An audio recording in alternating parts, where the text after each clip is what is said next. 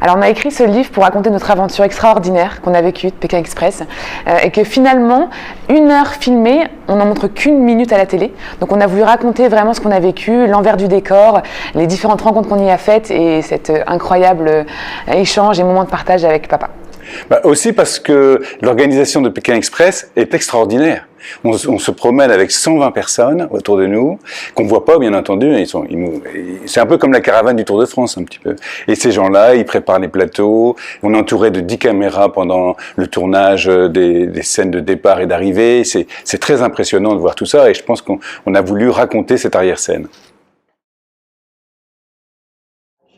Alors je suis partie moi à l'aventure avec un carnet, un journal de bord dans lequel j'écrivais tout ce qu'on vivait pour me rappeler déjà de tous les souvenirs, tous les moments forts qu'on vivait. C'était aussi pour moi un exutoire de pouvoir écrire le soir et de raconter vraiment toutes mes émotions.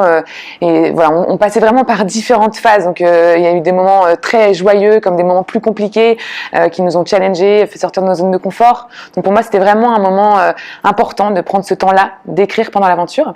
Du coup j'ai écrit au compte-gouttes, au fil de mon aventure, j'ai écrit l'ensemble des étapes, jour après jour. Donc on a retranscrit ce journal-là dans notre bouquin.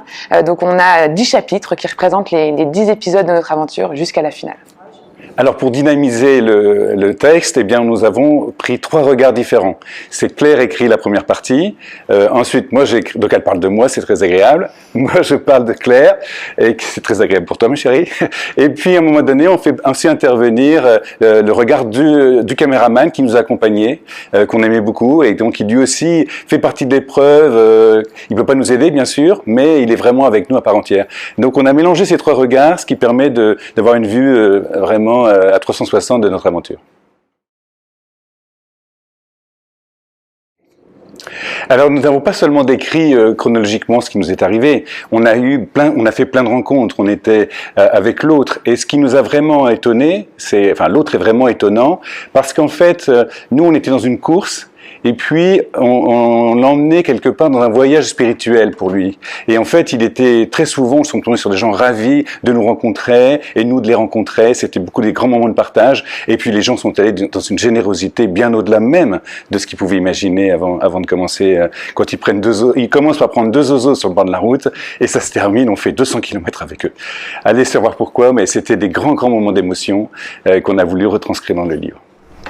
Donc c'est sûr qu'on a vécu des moments incroyables avec les gens qu'on a rencontrés, mais aussi tous les deux. Vraiment, c'était des moments incroyables d'émotion. On est revenus en tout cas tellement plus forts et jamais j'aurais imaginé vivre ces moments à deux avec mon père en tout cas. C'était beaucoup d'émotions et de fierté de l'avoir emmené avec moi jusque là-bas. Je confirme.